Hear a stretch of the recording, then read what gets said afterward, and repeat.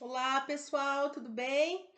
Vamos lá então falar um pouquinho dessa aula, que assim, meio gambiarra que eu tô fazendo, porque a gente não tá mais conseguindo gravar conteúdo, nem pelo Teams, nem pelo Google Meet, tá? Então, vamos tentar assim acompanhar os slides, mas já queria dizer para vocês assim, que é uma forma de adiantar o conteúdo, uma vez que a gente não teve a aula semana passada, mas que na aula de revisão, né, ou seja, daqui 15 dias, uma semana antes da prova, a gente vai ter tempo de voltar nesse conteúdo e tranquilo, tá? Então é só mesmo para a gente começar a estudar um pouco desse texto. Que assim, nós vamos falar um pouquinho de Foucault nessa disciplina, justamente porque é a partir dele, né, que é um filósofo crítico, que se coloca um pouco na história do pensamento como um pós-estruturalista, então um pós-marxista.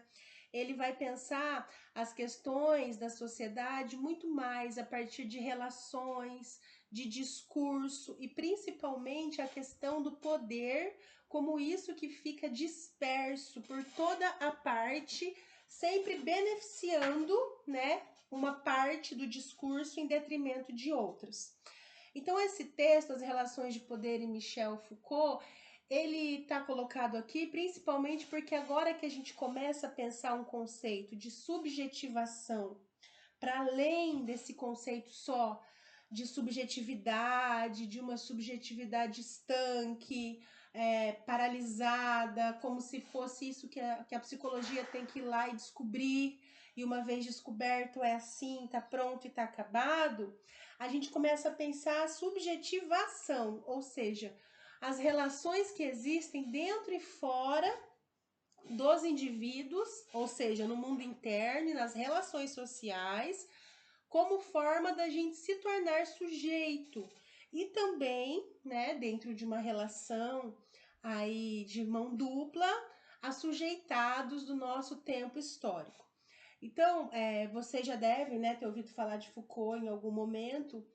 Existem duas grandes marcações no pensamento dele, né? Que é a fase em que o Foucault vai pensar a arqueologia do saber e depois a fase em que ele vai pensar a genealogia do saber. No final, ele vai fazer discussões sobre a estética, o cuidado de si, que também são bem importantes. Mas para mencionar aqui então essas marcações, a arqueologia, assim como o nome diz, né, que é esse estudo, essas escavações de sociedades antigas, culturas antigas, se refere à fase em que o Foucault está pensando dentro de uma análise histórica. Então ele entende que existem estruturas e essas estruturas fazem parte do nosso pensamento e da produção do saber em diferentes épocas históricas. Ele foca na mudança de paradigmas e nas rupturas epistemológicas, ou seja, do conhecimento, que levam com que as formas, né, deste próprio conhecimento e os sistemas de pensamento vão surgindo, se desenvolvam e também desapareçam ao longo do tempo.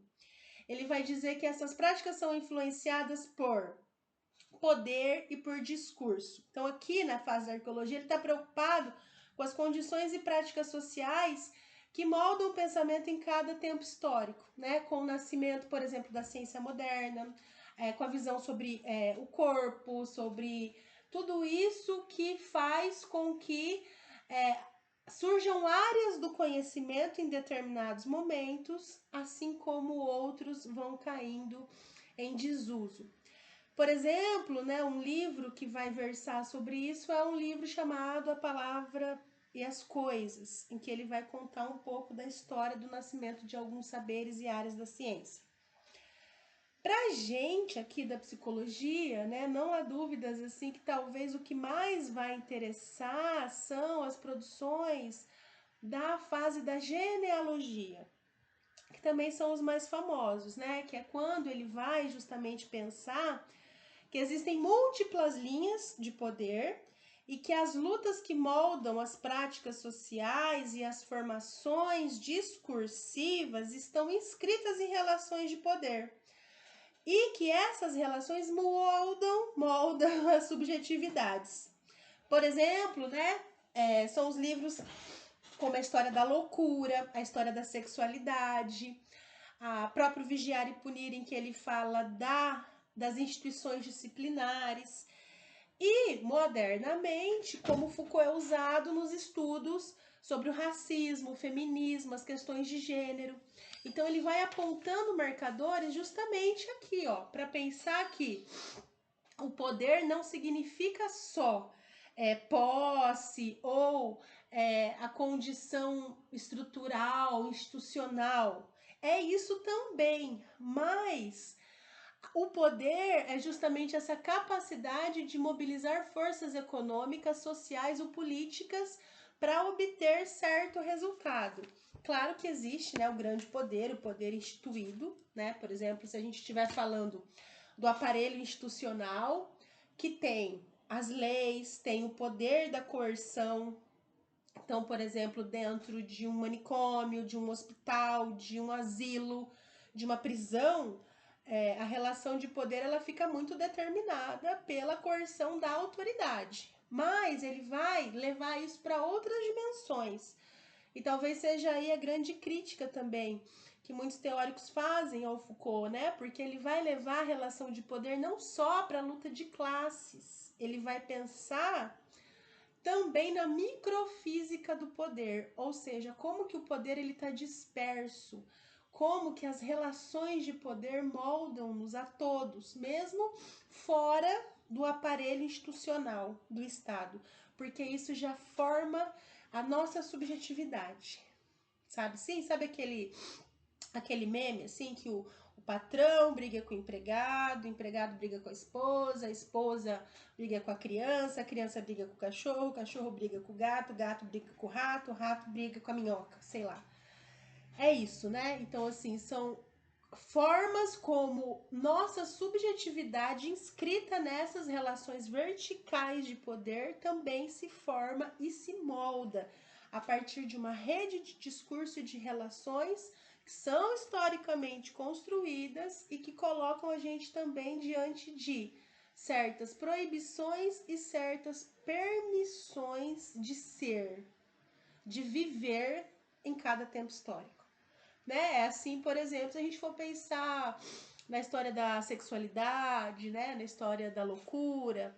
Então, se houve um tempo, né, na antiguidade, em que os ditos loucos, que eram esses que não se encaixavam nem nos padrões familiares e morais da sociedade, da família, essa pequena célula, mas também não ajudavam, não contribuíam socialmente com seu trabalho, com o pagamento de impostos, com as divisões das tarefas. Na antiguidade, eles eram colocados no mar, para desaparecer no mar. Depois tem um tempo em que eles são enclausurados, presos.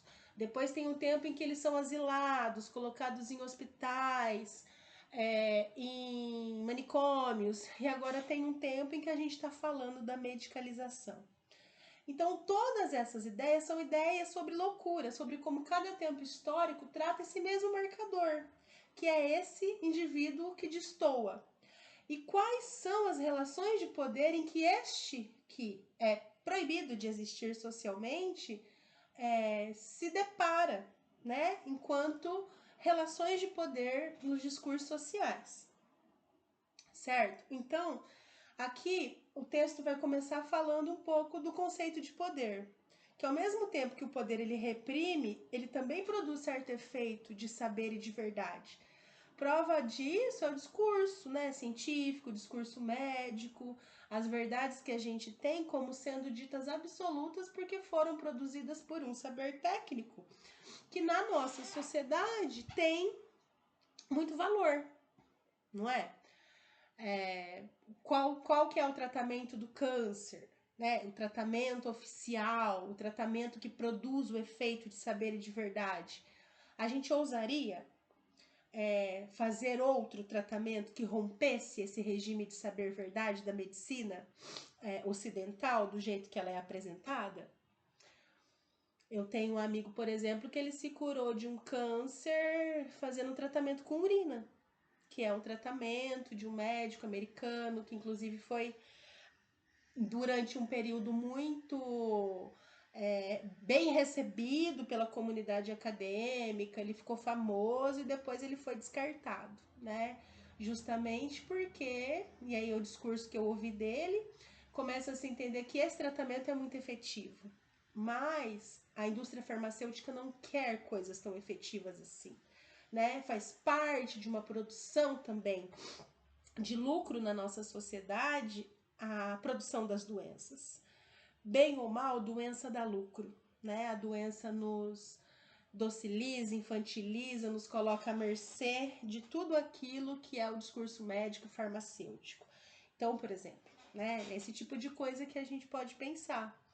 Existe um discurso aceito socialmente que produz esse efeito de saber e de verdade, e existem vários outros ditos menores, mais enfraquecidos. Muitas vezes a gente nem se dá conta de que outras formas de saber viver existem, por conta de que a gente vive numa sociedade verticalizada, não só, né, de acesso, de informação, mas também de relações.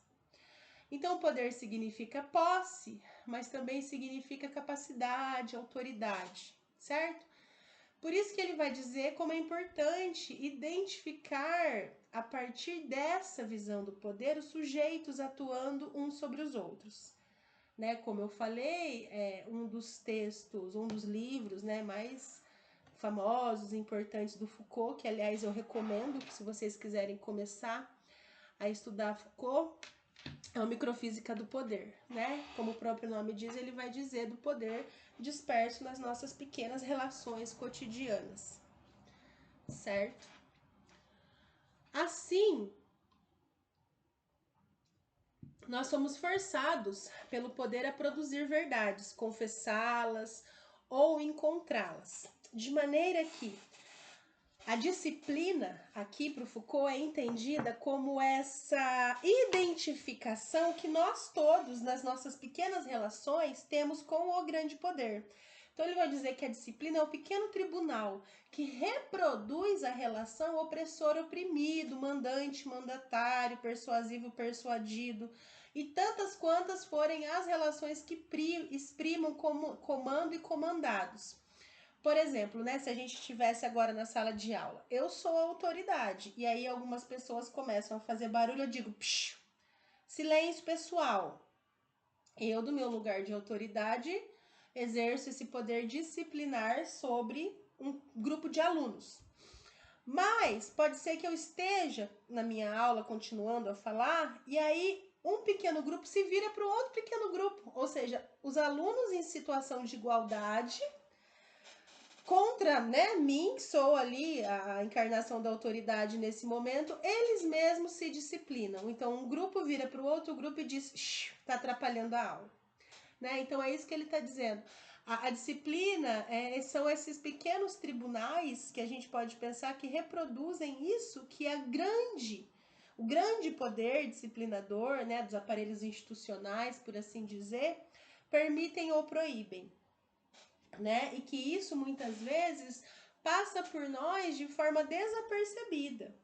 A gente pode pensar, por exemplo, né, como que isso se dá nos meios virtuais, na cultura do cancelamento, nos haters, em tudo isso que simulam pequenos tribunais de júri em que as pessoas julgam as outras a partir também de uma grande identificação que elas têm com a autoridade e não com seus pares, que estão muito mais próximos dela, né?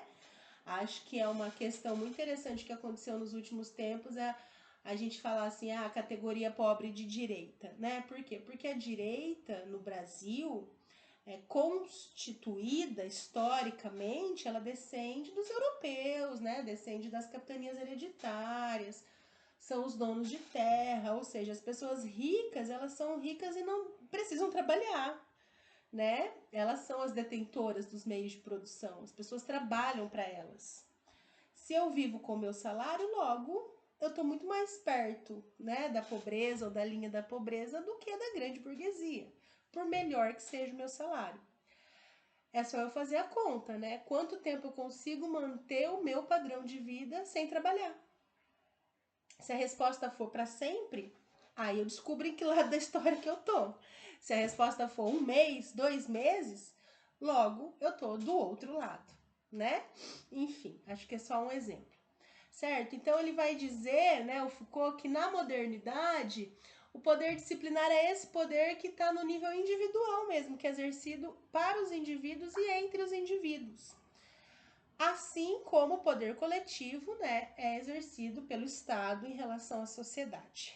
Então, a disciplina ela surge justamente para imitar, mimetizar o poder que antes, né, era o poder religioso, do pastor ou do Estado. Então, a disciplina ela é o correlato do poder pastoral, que é vertical, que tem a missão de salvar a todos nós e que se aplica aos indivíduos. Né? Na transição disso que era, por exemplo, a questão religiosa e que se torna depois o poder do Estado, né? Já que o Estado é laico e ele exerce o poder de soberania, não só o poder religioso, ou não deveria, né, exercer o poder religioso, uma vez que o Estado ele é a política administrativa que deve exercer aí as suas condições de governo, né, que é o próximo slide, para todos. Então o governo é essa condição, né, em que o Estado que deve prover as necessidades básicas da sociedade, já que o liberalismo, ou seja, o direito individual, cada indivíduo por si, não teria dado conta disso. Logo, governar um Estado significaria estabelecer economia do nível geral, ou seja, ter em relação aos habitantes as riquezas, aos comportamentos individuais e coletivos, uma forma de vigilância, de controle, tão atenta quanto a do pai de família. Então ele está dizendo isso no nascimento da modernidade, né? Que é onde nasce a psicologia como ciência, onde nós temos mudanças de gênero, número e grau nas condições sociais do Ocidente, em todos os aspectos, né? Muito baseada na questão do esclarecimento, do iluminismo, do uso da razão. Então, a gente sairia de uma forma rural, feudal, em que o poder era exercido pelos pastores, pelos chefes de família. Claro que tem a figura do rei, do clero, mas em pequenas instâncias, né, nos feudos, nessa vida mais ruralizada, tinha uma questão de que o pai da família, ou o pastor, ou o padre, ele conhecia cada ovelhinha do seu rebanho.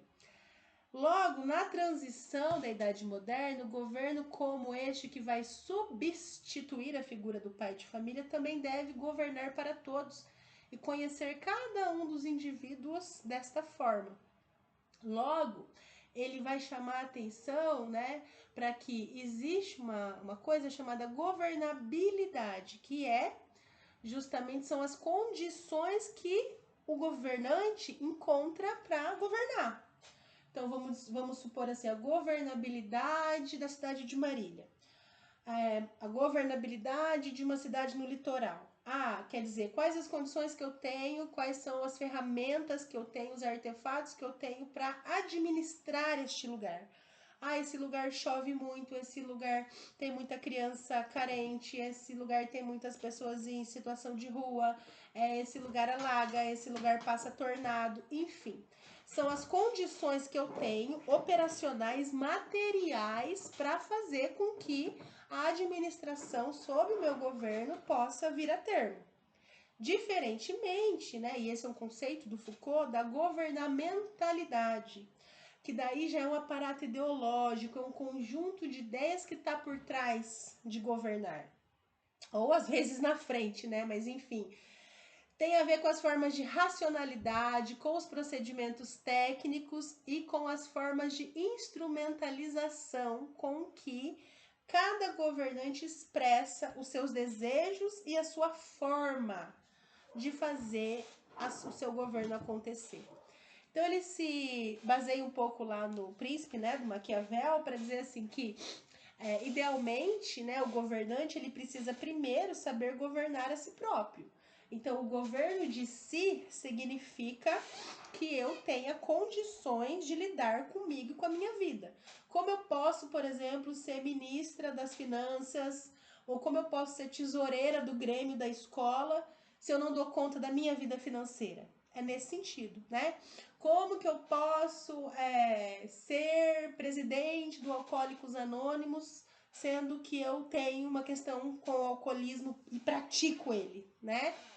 Lembrando que o alcoolista, ele só se torna em reabilitação quando ele para de beber, mas é uma condição do sujeito, assim.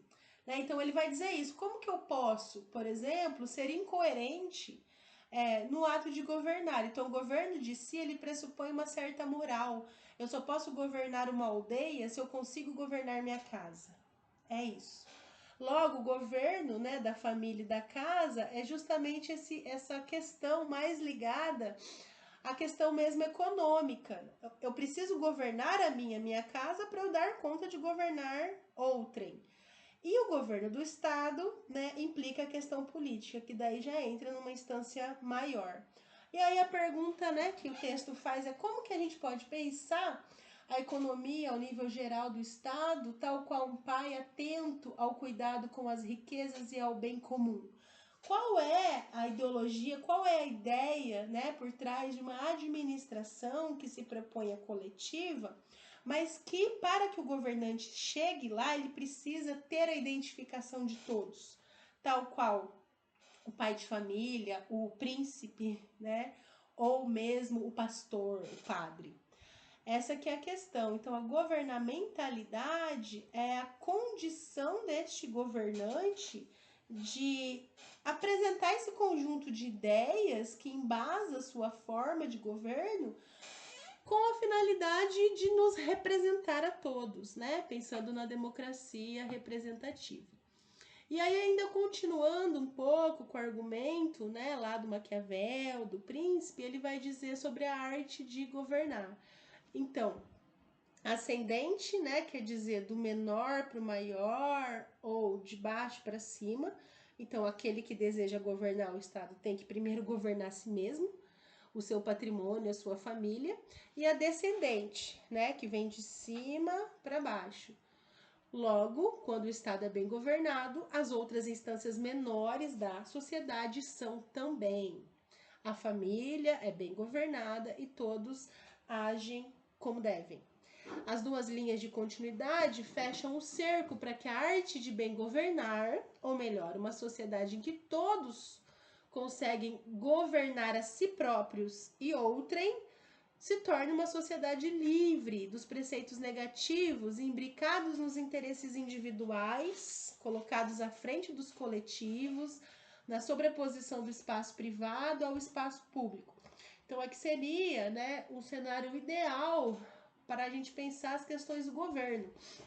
E principalmente qual é a condição justamente de que a saída individual, né, ou seja, a condição de cada um exercer a sua própria autonomia, possa aparecer enquanto isso que é a arte de governar.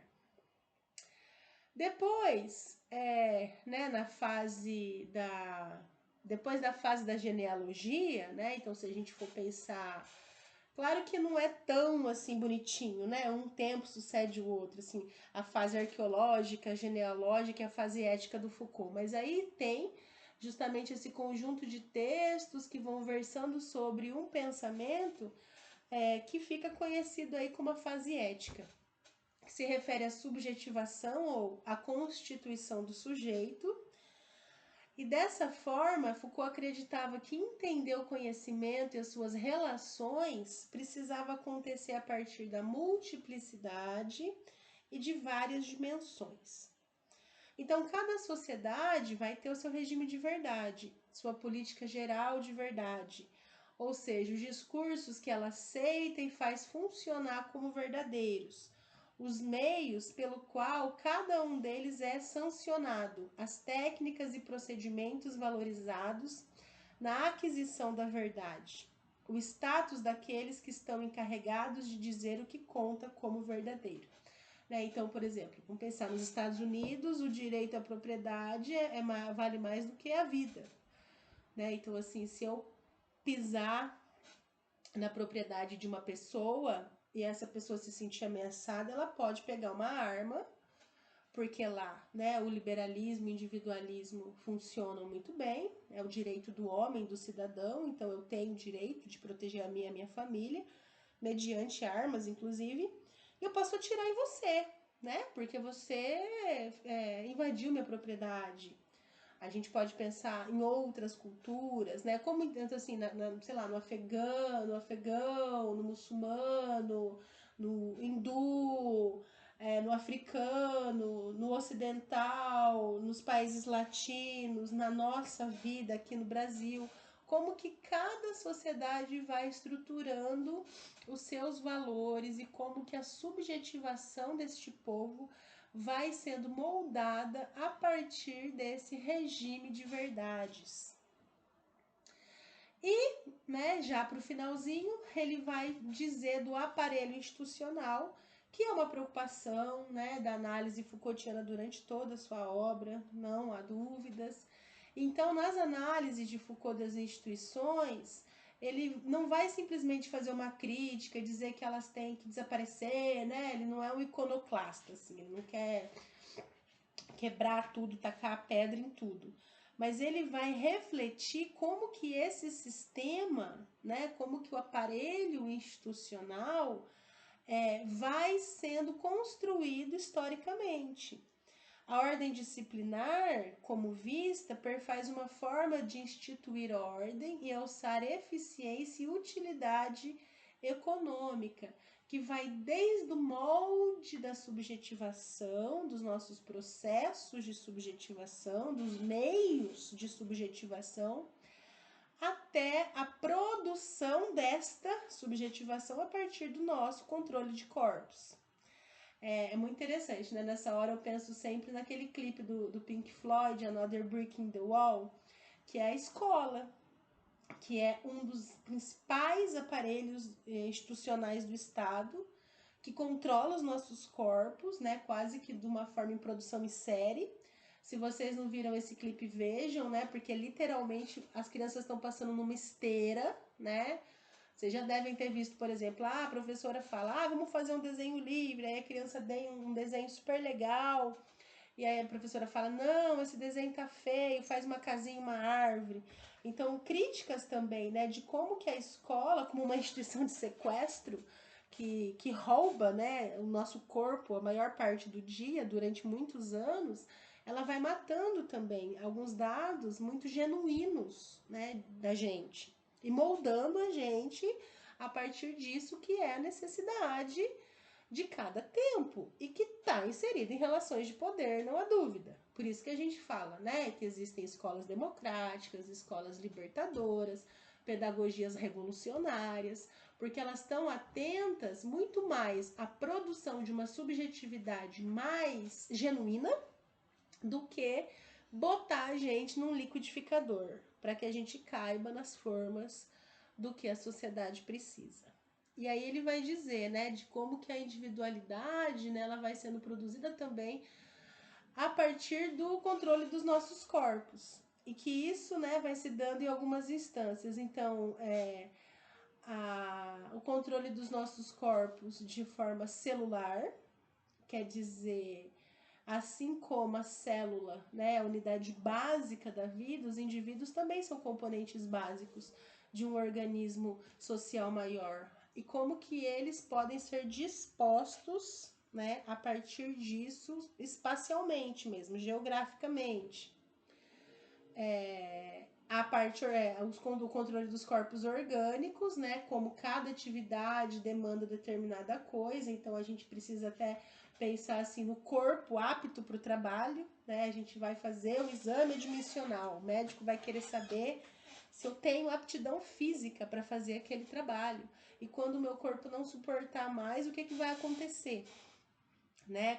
Quais são as atividades que eu desejo? Eu quero ser da polícia, eu quero ser agulhas negras, o meu corpo precisa caber nisso, né? Nessa atividade. Existe um corpo para cada atividade. Aí a gente pode pensar, inclusive, os corpos que não cabem, né? E como que nessa repartição espacial e na codificação das atividades, o controle dos corpos nos faz ver que arquitetonicamente, inclusive, né, a sociedade ela não é feita para pessoas com deficiência, para anões, né, pessoas de muito baixa estatura, pessoas obesas, né, tirando assim a questão de cada um, a gente vê assim que a vida na cidade, por exemplo, ela é uma vida que demanda um corpo que funcione de tal maneira. Porque se ele não funciona, ele vai ficar excluído do processo espacial, geográfico, arquitetônico e das atividades de determinado lugar. Né? Até hoje, a luta por direito dos PCDs é uma pauta. Se a gente for pensar em questões de acessibilidade, ainda estamos bem distantes, né, de pensar uma mudança mais democrática nesse sentido. Então, o controle dos corpos genético, né, que tem a ver inclusive com a acumulação dos tempos históricos e de como que filogeneticamente, ontogeneticamente nós vamos mudando, né, o ser humano vai mudando, não só com a questão de patologias, mas também com a própria adaptação da espécie, e o controle combinatório que vem a partir da composição de todas essas forças, né, de tudo isso que a gente tá dizendo assim que é a relação que o social vai tendo conosco. A ordenação das coisas, a fila, a carteira enfileirada, o auditório, a pessoa que tem a palavra, que fica de pé e eu fico sentado, a roupa que eu posso ir em determinado lugar, os lugares que apesar de eu sentir que eu posso ir, que são para mim, na verdade não são, a disposição da cidade, onde cada coisa é construída e de que forma. Né? Eu sempre lembro dessa história que eu morava ali no Palmital, morei lá há muitos anos. E tinha uma pracinha pra cima da minha casa que ela ficou anos e anos e anos e anos e anos assim, meio abandonada e mais ou menos cuidada pela galera que morava na frente, porque tinha muita criança e eles jogavam bola lá. Então acho que os pais se reuniam, né, para fazer alguma coisa acontecer. Acho que demorou muitos anos, assim. E aí, no último ano que eu morei lá, é que provavelmente algum vereador, alguém do bairro foi lá, fez, né, um processo de limpeza daquela grama alta e etc. E instalou uma ATI, né, uma academia da terceira idade, essas academias que tem espalhadas pela cidade. Anos, né, por conta de ser uma localização geográfica de bairro, não tem comércio perto, né? É um lugar simples da cidade, tinha muita gente aposentada, etc. Quando construíram aqueles prédios do lado do Confiança, ali entre o Confiança da Esmeralda e a rodoviária, em questão de meses eles mudaram o sentido do trânsito. Eles construíram a avenida, botaram palmeira real, né? A especulação imobiliária naquele lugar é incrível, né? Hoje você passa lá, tem um monte de beach tênis, tem restaurantes muito bons que abriram também, deliciosos, caríssimos, enfim, né? Então, por que vamos dizer, a prefeitura ou o poder público, ele investe mais num lugar do que no outro? Por que aquele lugar recebe esse tipo de cuidado urbano numa velocidade muito maior do que os bairros, né? Quem são aquelas pessoas? Quem são as outras? Quais são os índices? Qual a cor da pele? Qual é o nível socioeconômico? Né? Então, assim, é isso. Nada é o acaso quando se tratam de processos, né? E eu penso que a gente vai buscando justamente falar disso, inclusive para poder fazer algumas críticas aos processos de naturalização que muitas vezes a própria psicologia se propõe. E que não é possível a gente pensar a partir de ideias positivistas, por exemplo, né? Questões que são socialmente construídas, historicamente construídas, né? Bom, então essas sanções normalizadoras se referem à imposição de ordem numa escala hierárquica, dispositivos de comando e previsão de comportamentos aceitáveis e eficientes. Nesse sentido, o que o Foucault vai dizer para a gente é que o poder é sempre uma relação flutuante entre formas e conteúdos. Ele é movimento, ele não é estanque, né? Essa verticalidade, ela não se dá de cima para baixo e pronto, acabou. Ao contrário, o poder se dá a partir de relações e ele precisa ser pensado desta forma complexa, certo? Muito bem. Então, é isso, pessoal. E eu vou fazer um outro videozinho para falar um pouquinho da avaliação parcial, tá bom? Beijos!